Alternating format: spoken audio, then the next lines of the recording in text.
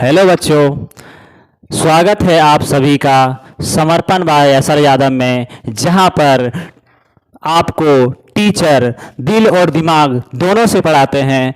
आज हम लोग जो आपके बीच जो सेशन लेके आए हैं वो सेशन जो है आपके 11th के बच्चों के लिए है और उसमें से मैथ्स और केमिस्ट्री का जो सारे कोर्स कंप्लीट कराए जाएंगे। 2 सब्जेक्ट यहाँ पे आपको कंप्लीट कराया जाएगा, जिसमें से मैथ्स और केमिस्ट्री होगा। और अभी जो हम लोग जो स्टार्ट करने वाले हैं इस सेशन को, वो सेशन मैथ का है। और मैथ में हम ये सारे चीज़ें 11th क्लास के चीज़ों को, यानी ये जो टॉपिक दिया गया है, टोटल 15 चैप्टर है, 15 यूनिट है। और इन 15 यूनिट को हम लोग सही तरीके से एक एक चैप्टर वाइज देखेंगे और हर कंसेप्ट को अच्छी तरीके से समझेंगे। और फिर उसको बहुत सारे ऐसे क्वेश्चन होते हैं, जैसे एनसीईआरटी हो गया, आरएस अग्रवाल हो गया, आरडी शर्मा हो गया, ये सारे जितने भी क्वेश्चन बढ़िया सब क्वेश्चन होगा, सारे क्वेश्चन को हम लोग थियोरेटिकल रूप से पढ़ेंगे और पढ़ करके सारे क्वेश्चन को सॉल्व करेंगे। यही हम लोग का मोटिव रहेगा। और मैं चाहता हूं कि हर बच्चा जो है एक कॉन्सेप्ट के साथ पढ़ा जाए, क्योंकि अगर यदि आप साइंस ले रहे हैं, साइंस स्ट्रीम चुना कर रहे हैं, तो कहीं ना कहीं आपको समझने की बहुत ही ज़रूरी है। क्योंकि आप अगर यदि सही कॉन्सेप्ट के साथ नहीं पढ़ाई करते हैं तो शायद आपका जो मेहनत है, आपका जो ये स्ट्रगल है, ये स्ट्रगल आपको एक दिन में सक्सेस नहीं हो सकती है। आपको थियोरेटिकल रूप से काफ़ी अच्छी तरीके से पढ़ाई करना पड़ेगा और काफ़ी डीप में पढ़ाई करना पड़ेगा, ताकि हर क्वेश्चन को अच्छे तरीके से थियोरेटिकल पढ़े और फिर उसको सॉल्व किया जाए। तो हम लोग जो आज शुरू करने वाले हैं वो मैथ्स का सिलेबस है, जिसमें से पहला चैप्टर आप लोग को सेट थ्योरी है। और ये सेट थ्योरी जो है काफ़ी एक फंडामेंटल पार्ट है आपका।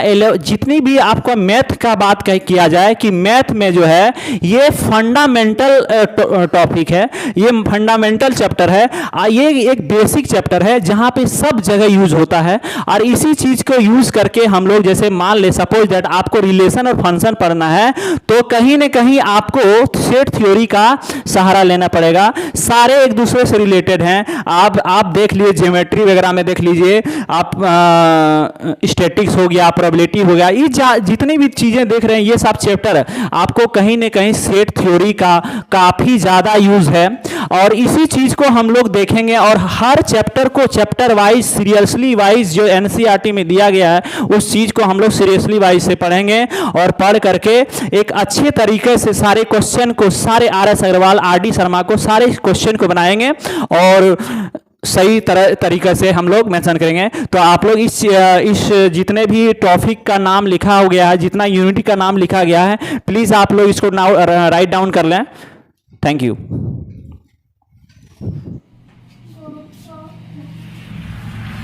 तो अब जो हम लोग स्टार्ट करने वाले हैं बच्चों, वो सबसे पहला चैप्टर जो है वो चैप्टर है आपका यूनिट 1 में सेट्स, समुच्च।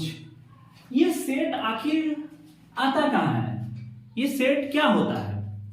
तो कहने का मतलब है कि सेट का जो मतलब हुआ, एक मैथमेटिक्स का एक फंडामेंटल पार्ट है। सेट क्या है? कोई आपसे पूछा जाए कि सेट क्या है, तो सेट एक फंडामेंटल क्या है, पार्ट है किसका, मैथमेटिक्स। चाहे वो आप किसी भी चैप्टर का ले लीजिए, जैसे मान ले सपोज दैट अभी हम लोग रिलेशन सेकंड चैप्टर में जब आप रिलेशन फंक्शन पढ़ने जाएंगे, तो रिलेशन फंक्शन पढ़ने के टाइम में आपको वहां पे सेट थ्योरी का यूज होगा।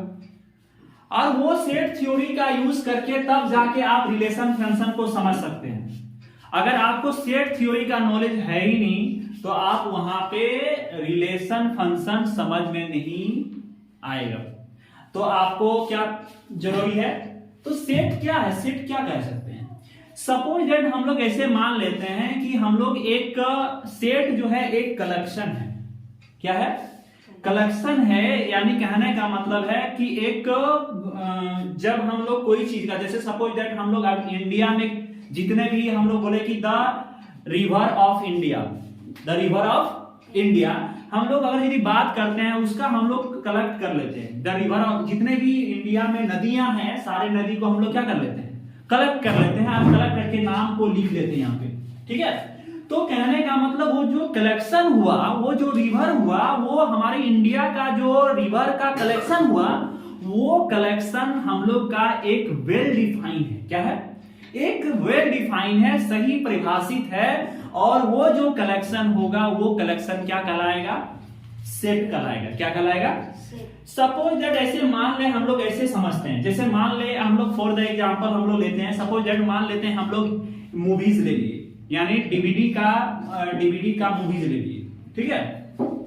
और हम लोग यहाँ पे बहुत सारे यहाँ पे डीवीडीज का मूवीज रखा हुआ है, और उस डीवीडी का मूवीज को हम लोग क्या करते हैं, जैसे मान ले सपोज दैट कि कुछ ऐसे डीवीडी का मूवीज लिए जो, वो डीवीडीज का मूवी कौन था, मूवीज किसका था, मान ले शाहरुख खान का था, और एक जितना भी था उसको हम लोग क्या किए, कलेक्ट कर लिए। जितनी भी शाहरुख खान के डीवीडीज का मूवीज था उसको हम लोग क्या किए, कलेक्ट कर लिए। तो वो कलेक्ट कर लिए, और एक हम लोग क्या किए, जितना भी डीवीडीज और भी था उसमें से हम लोग क्या किए, एक सलमान खान का डीवीडीज के मूवीज को हम लोग अलग से कलेक्ट कर लिए। फिर एक अलग से हम लोग क्या किए, जितना भी है आमिर खान का, उस आमिर खान का डीवीडीज को मूवीज को हम लोग क्या किए, कलेक्ट कर लिए। और कलेक्ट करके हम लोग अलग अलग क्या किए, सजा दिए। क्या किए? सजा दिए। तो ये जो कलेक्शन था डीवीडी, यानी आमिर खान का जो डीवीडी का जो मूवीज था, ये जो कलेक्शन था, ये कलेक्शन ये वेल डिफाइन है। क्या है? वेल डिफाइन है। इसी वेल डिफाइन को हम लोग क्या बोलेंगे, सेट्स बोलेंगे। क्या बोलेंगे? यानी कहने का मतलब है कि वैसा कलेक्शन जो क्या हो, वेल डिफाइन हो, एक अच्छा परिभाषित हो, उसको हम लोग क्या बोलेंगे, सेट बोलेंगे। क्या बोलेंगे? सेट बोलेंगे। सपोज दैट ऐसे मान लीजिए ना, ऐसे मान लीजिए, जैसे मान ले हम लोग ऐसे देखते हैं, जैसे मान ले हम लोग अभी A से A B C D इस तरह से Z तक लिखते हैं, ठीक है। और उसमें से हम लोग क्या करते हैं, A E I O U को क्या करते हैं, एक जगह कलेक्ट कर लेते हैं, और बाकी जो बचा उसको हम लोग एक जगह कलेक्ट कर देते हैं। तो कहने का मतलब A E I O U जो हुआ वो क्या कहलाएगा, एक सेट कहलाएगा। क्या कहलाएगा? वोवेल लेटर का एक क्या हो गया, सेट कहलाएगा। तो कहने का मतलब वो क्या है, वेल डिफाइन है। क्या है? वेल डिफाइन है। यानी अगर जो बचा हुआ, जो अब A E I O U को छोड़ करके जो बचा, उसको हम लोग क्या बोलेंगे, एक कॉन्सोनेंट का क्या, एक सेट बताएंगे। क्या बोलेंगे? तो अगर वैसा जो एक क्या हो, वेल डिफाइन हो, सुपरिभाषित हो, उसको हम लोग क्या बोलेंगे, सेट कहलाएंगे। क्या सर कोई सेट, कोई यहाँ पे दो वर्ड आया, क्या आया, एक आपको आया कलेक्शन। क्या आया? कलेक्शन। अगर यदि हम लोग ये डिफिनेशन में जाएं कि a well defined collection of object is called a set, ठीक है। कहने का मतलब है कि वैसा कलेक्शन जब क्या हो, वैसा ऑब्जेक्ट जब एक कलेक्शन हो, किसका, ऑब्जेक्ट का क्या हो, एक कलेक्शन हो, उसको हम लोग क्या बोलेंगे, सेट बोलेंगे। क्या बोलेंगे? सेट बोलेंगे। तो यहाँ पे दो चीज आता है, एक कलेक्शन, एक आता है क्या, वेल डिफाइंड। क्या बोलते हैं? हाँ, यानी यहाँ पे हम लोग क्या बोलेंगे, सेट, ठीक है, बात नहीं, सेट। तो यहाँ पे दो वर्ड आता है, एक कलेक्शन, एक सेट। कलेक्शन और एक सेट। जैसे मान ले हम सपोज दैट ऐसे मानते हैं, जैसे मान ले हम लोग बोले कि ए गुड क्रिकेट प्लेयर, क्या लिखे, ए गुड क्रिकेट प्लेयर। क्या बोले? A good cricket player. क्या बोले? A good cricket player. क्या? Good cricket player. तो कहने का मतलब है कि ये गुड जो वर्ड आया, क्या एक गुड क्रिकेट प्लेयर, क्या इसको हम लोग एक सेट कर सकते हैं? अच्छा मान ले, सपोज दैट मान लेते किसी को विराट कोहली पसंद है, ठीक है। क्रिकेटर में किसी को क्या है, किस प्लेयर को पसंद है, मान ले सपोज दैट हमको विराट कोहली को पसंद है, आपको क्या है, धोनी का पसंद है, किसी को कुछ और होगा, कहने का मतलब जो जिसको पसंद हुआ वो क्या हो गया, वो उसका गुड हो गया, अच्छा हो गया। तो कहने का मतलब है कि यहाँ पे गुड जो है, गुड को हम लोग एक क्या बोल सकते हैं, एक सेट नहीं बोल सकते, लेकिन हम कलेक्शन बोल सकते हैं। तो कहने का मतलब है कि वैसा कलेक्शन, जो वैसा सेट जहां पे आपको इस तरह का वर्ड दिखे, गुड, बेस्ट, ठीक है, इस तरह का कलेक्शन दिखे, तो उसको हम लोग सेट नहीं बोल सकते हैं, बल्कि क्या बोल सकते हैं, कलेक्शन बोल सकते हैं। क्या बोल सकते हैं, कलेक्शन बोल सकते हैं। कलेक्शन, ईच सेट जो है को कलेक्शन बोल सकते हैं, बट लेकिन ईच सेट को यानी ईच कलेक्शन को सेट नहीं बोल सकते। क्या बोल सकते हैं, यानी कहने का मतलब हम लोग कोई एक सेट को हम लोग क्या बोल सकते हैं, कलेक्शन बोल सकते हैं, लेकिन कलेक्शन को हम लोग सेट, हर कलेक्शन को हम लोग सेट नहीं बोल सकते हैं। समझ में आ रहा ना। तो कहने का मतलब है कि जहां भी आप ये देखिए, हम लिखे हैं कि every set is a collection, but a collection is not necessarily A set only well defined. यानी कहने का मतलब है कि एवरी सेट प्रत्येक सेट जो है एक कलेक्शन हो सकता है, बट लेकिन एक कलेक्शन जो है वो नेसेसरी नहीं है कि वो सेट होगा। समझ में आ रहा ना। ओनली वेल डिफाइंड कलेक्शन, केवल क्या होना चाहिए, सुपरिभाषित होना चाहिए। समझ गया ना।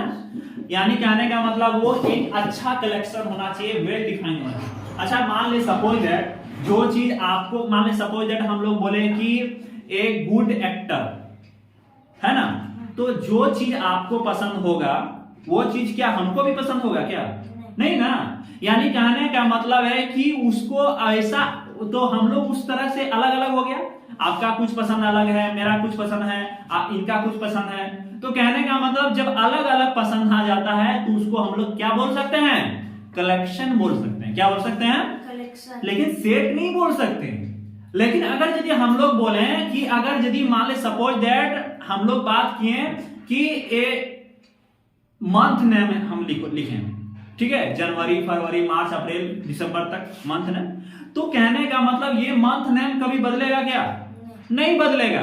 यानी इसको अमेरिका में भी वही बोला जाएगा, इंडिया में भी वही बोला जाएगा, जापान में वही बोला जाएगा। तो कहने का मतलब है ना कि अलग अलग चीजें अगर यदि आ जाती है अलग अलग लोगों का, तो उसको वेल डिफाइन नहीं कर सकते हैं। अगर वेल डिफाइन नहीं हुआ तो उसको वो एक तरह का सेट नहीं है, सेट नहीं है, उसको हम लोग कलेक्शन बोल सकते हैं। तो आपको यहाँ पे for the example, collection of good cricket player a collection but it is not set. यानी कहने का मतलब है कि जब क्या मिले आपको, इस तरह का दिखने में मिले वर्ड, गुड, क्या मिले, गुड, बेस्ट, डेंजर, हम बोलेंगे ए डेंजर एनिमल। क्या बोलिए, ए डेंजर। अच्छा मान लीजिए सपोज दैट हम लोग बोले कि ए डेंजर एनिमल, ए डेंजर एनिमल। अच्छा मान लीजिए कोई डेंजर एनिमल कौन होता है, जैसे मान लो कोई देखते हैं कि सांप से भी डर जाता है, कोई कुत्ता से भी डर जाता है, कोई लायन से डरता है। तो सबका अलग अलग क्या है, उसके लिए डेंजर हो गया। तो कहने का मतलब अलग अलग डेंजर हो गया, तो आप उसको नहीं बोल सकते हैं वो एक तरह का क्या है, सेट है। क्या है, नहीं। तो कहने का मतलब है कि ये जहां वर्ड आपको आए, गुड, बेस्ट, डेंजर, बैड, ये सब जितनी चीजें वर्ड आए, तो इसको हम लोग क्या बोलते हैं, ये बोलेंगे वेज। क्या बोलेंगे इसको, इसका नाम क्या देंगे, वेज। वेज मतलब क्या होता है सर, वेज मतलब अनक्लियर। क्या, अनक्लियर, इसमें कोई क्लियर नहीं है। अच्छा बताओ क्या क्लियर है। अगर मान ले कोई बोल रहा है कि डेंजर एनिमल है, किसी के लिए सांप भी डेंजर हो रहा है एनिमल, किसी के लिए लायन डेंजर हो रहा है, किसी के लिए टाइगर डेंजर हो रहा है, तो हम लोग नहीं बोल सकते वो एक सेट है, क्योंकि वो वेल डिफाइन नहीं है, उसको हम लोग सेट नहीं बोल सकते। तो ऐसे कंडीशन को, ऐसे शब्द को, जहां पे ऐसे वर्ड को, उसको हम लोग क्या बोलेंगे, वेज बोलेंगे। क्या बोलेंगे, वेज। ठीक है। तो क्या वेज जहां पे रहेगा, वेज वर्ड जहां रहेगा, क्या हम उसको सेट बोल सकते हैं, क्या नहीं बोल सकते हैं। हैं? क्या बोल सकते हैं? नहीं बोल सकते हैं। ठीक है, तो हम लोग इसको समझने के लिए, इस चैप्टर को, सेट को अच्छी तरह से समझने के लिए हम लोग क्या करेंगे, एक्सरसाइज को बनाएंगे और एक्सरसाइज को बनाएंगे और फिर उस एक एक क्वेश्चन को देखेंगे और फिर देख करके अभी बनाते हैं। ठीक है, इसको जल्दी नोट कीजिए। तो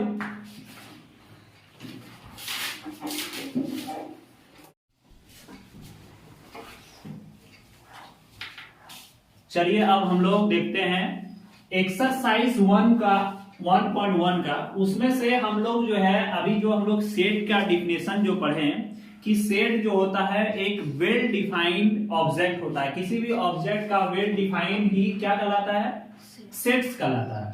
तो हम लोग क्या करते हैं, क्या कोई भी वेल डिफाइंड कब होगा और कैसे होगा, इस चीज को प्रैक्टिस के लिए हम लोग एक्सरसाइज 1.1 में कुछ क्वेश्चन दिए गए हैं, उसको हम लोग सॉल्व करेंगे।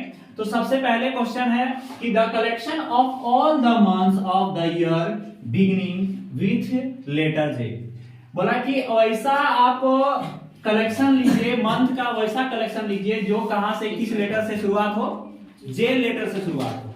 यानी कहने का मतलब, अगर हम लोग बात करेंगे कि जे लेटर से शुरुआत करेंगे, लेटर,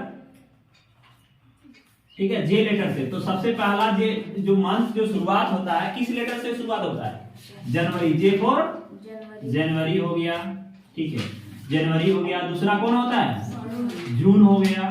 ठीक है, और जे फॉर क्या होता है? जुलाई होता है। तो क्या ये जो कलेक्शन है, ये जो कलेक्शन है, ये कलेक्शन क्या एक वेल डिफाइंड है या नहीं है?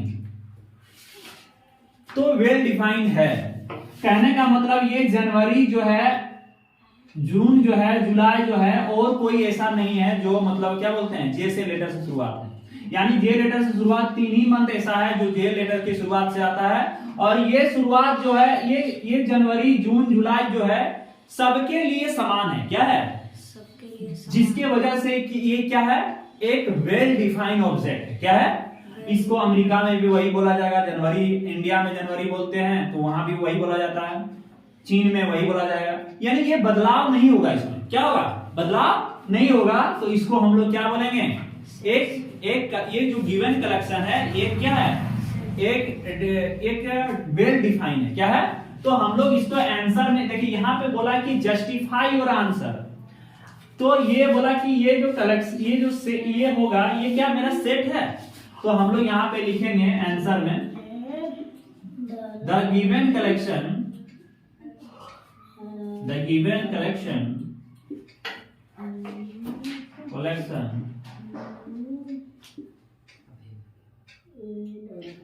बात नहीं, द गिवन कलेक्शन, ठीक है, which consist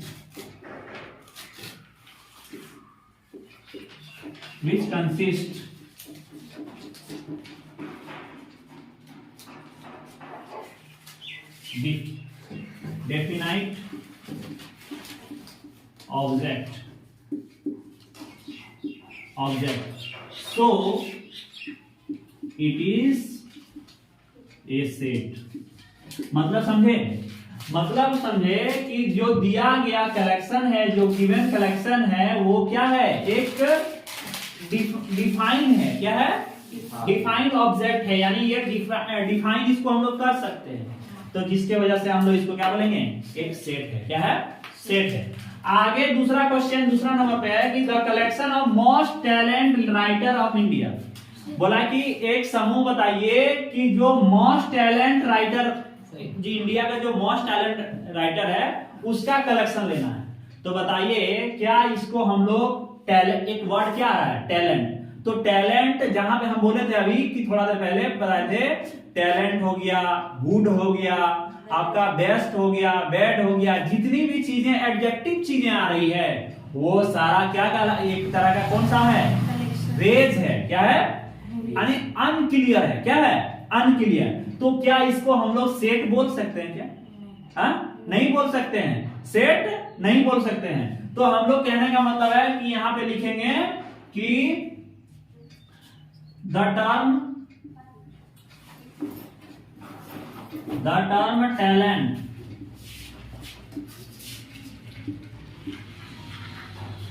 is vase. So it is not a set, और ये सेट नहीं है, ये सेट नहीं है, ठीक है। तो हम लोग ये फाइनली क्या बोले कि द टर्म टैलेंट इज एक भेज है, ये एक तरह के क्या है, भेज है। भेज मतलब सर अनक्लियर, यहाँ भी लिख सकते हैं, क्या लिख सकते हैं, अनक्लियर, यानी ये वेल डिफाइन नहीं है। So it is not a set, ठीक है। आगे थर्ड नंबर पे, a term of 11 best cricket batsman of world, दुनिया का, ठीक है, सबसे बेस्ट क्रिकेट बैट्समैन कौन है। तो देखिए एक वर्ड आ गया, क्या एक टर्म जो आया है बेस्ट, जो अच्छा परफॉर्मेंस किया वो तो बेस्ट बन गया ना। आप देखिए, आप देखिए सबका यहाँ पे सब क्रिकेट का अलग अलग पसंद होगा। कोई विराट कोहली का फैन होगा, कोई MS धोनी का फैन होगा, ठीक है, कोई रोहित शर्मा का फैन होगा। तो कहने का मतलब सबका अलग अलग चॉइस है, क्या है, उसका अलग अलग चॉइस है। तो यहाँ पे एक वेल डिफाइंड नहीं है, क्या इसको हम लोग बोल सकते हैं क्या। लेकिन ये जो टर्म आ गया बेस्ट, ये टर्म क्या हो गया, एक तरह का भेज है, क्या है, भेज है। भेज मतलब अनक्लियर। तो ऐसे कंडीशन को हम लोग क्या बोलेंगे, क्या इसको हम लोग सेट बोल सकते हैं क्या। तो यहाँ पे लिखेंगे द टर्म क्या बेस्ट इज वेज, भेज मतलब अनक्लियर, भेज मतलब क्या, unclear. So it is not a set, इसलिए इसको हम लोग सेट नहीं बोल सकते हैं, ठीक है। तो देखिए आपको यहाँ पे यस, कोई होता है कि क्वेश्चन में ना, क्वेश्चन लिखता है हाँ the month of the year beginning with letter J, yes लगा देता है, बस आंसर दे दिया। तो गलत है। यहाँ पे देखिए क्या बोला है कि are the justify your answer, आपको आंसर बताना है, यस नो में तो बताना है, लेकिन जस्टिफाई करना है, बताना, रीजन बताना है कि ये क्वेश्चन में क्या रीजन है जो हम लोग इसको सेट बोल सकते हैं। समझ आ रहा ना। तो इस तरह से नोट कीजिए।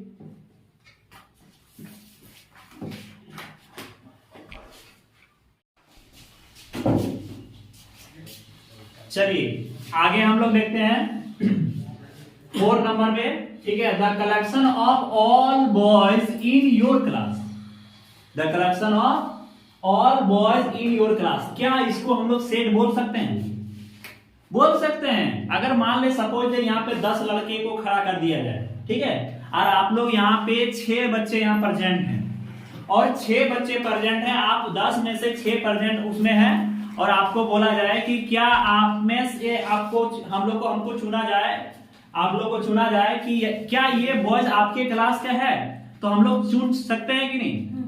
वहां पे क्या कर सकते हैं, तो आपके क्लास का जो बॉयज होगा वो क्या होगा, एक वेल डिफाइंड ऑब्जेक्ट होगा, वेल डिफाइंड मेंबर होगा, क्या होगा, वेल डिफाइंड मेंबर। तो इसको हम लोग एक सेट बोल सकते हैं, क्या बोल सकते हैं, सेट बोल सकते हैं। तो फाइनली हम लोग क्या लिखेंगे, इसमें लिखेंगे कि the given collection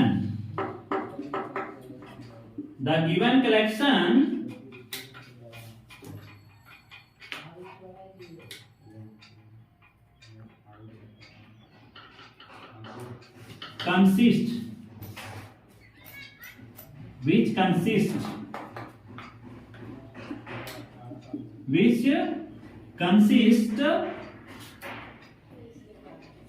the given collection which consists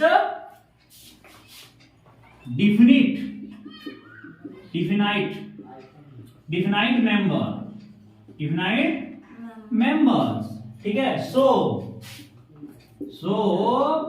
it's a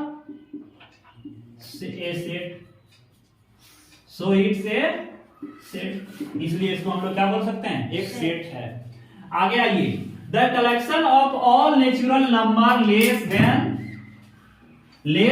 10, ठीक है। The collection of all natural number less than 10। तो द गिवन कलेक्शन, अच्छा बताओ नेचुरल नंबर कहने का मतलब है कि लेस देन 10 नेचुरल नंबर। तो कहां से शुरुआत होगा? नेचुरल नंबर कहां से शुरुआत होती है? 1 से। तो 1 से कहां तक जाएंगे हम लोग? 9। 1 2 3 4 5 6 7 8 9। ठीक है, तो यहां पे लिखेंगे the given collection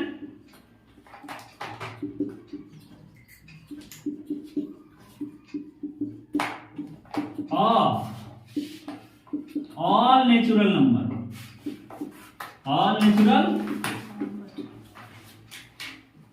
the given collection of all natural number कौन हो जाएगा? 1 2 3 4 5 6 7 8 9। ठीक है, कंसिस्ट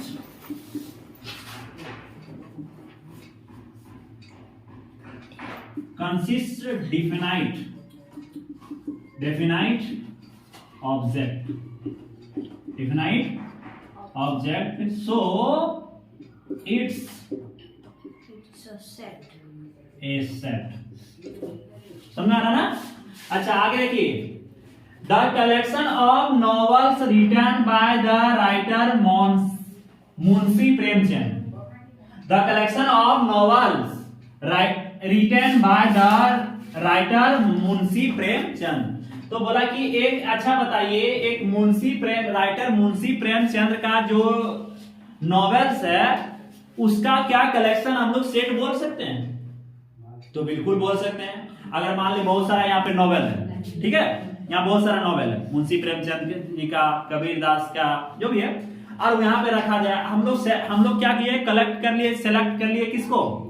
मुंशी प्रेमचंद का जितना भी नॉवेल है सब कलेक्ट करके एक जगह रख लिए। तो क्या वो वेल डिफाइंड है कि नहीं? बिल्कुल है। क्या है? बिल्कुल है। तो हम लोग यहां पे लिखेंगे, ठीक है, the given collection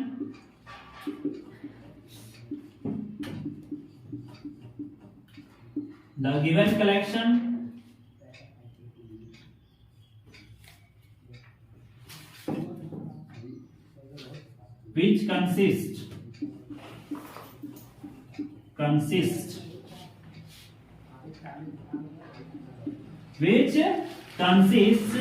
definite object, definite object, so it's a set। इसको हम लोग सेट बोल सकते हैं। The collection of all even integer, the collection of all even integer. अच्छा बताइए, जितनी भी सम संख्या का पूर्णांक है, क्या हम लोग उसको बोल सकते हैं एक सेट है कि नहीं? बिल्कुल है। ठीक है, अच्छा इंटीजर हो गया 2 4 6 8 10, इस तरह का जितने भी सेट है, क्या हम लोग इंटीजर यहाँ पे यदि है तो कहीं दूसरे जगह इवन इंटीजर बदल जाएगा क्या? नहीं बदलेगा। तो बदलाव नहीं होगा, यहाँ पे इसको वेल डिफाइंड बोल सकते हैं। तो फाइनली यहाँ पे लिख सकते हैं क्या आंसर में? The given collection consist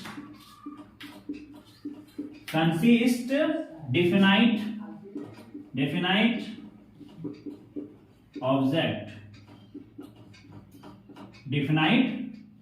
object, so it's a set। बना लीजिए जल्दी, नोट कीजिए फटाक से।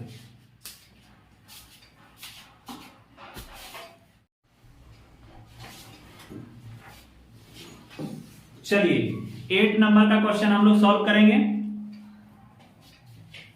ठीक है, 8 नंबर में है कि the collection of question in this chapter, इस चैप्टर में जितनी भी क्वेश्चन है उसका कलेक्शन क्या हम लोग सेट बोल सकते हैं? तो बिल्कुल बोल सकते हैं। क्या बताइए, अभी चैप्टर हम लोग ले लेते हैं, सपोज दैट अभी हम लोग मैथ का ही ले लेते हैं।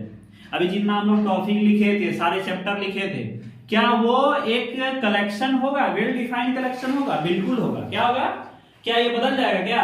नहीं बदलेगा। तो कहने का मतलब है कि यहां पे लिखेंगे कि the given collection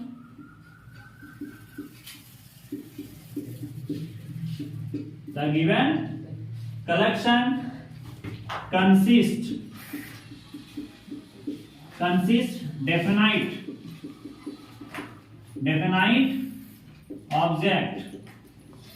definite object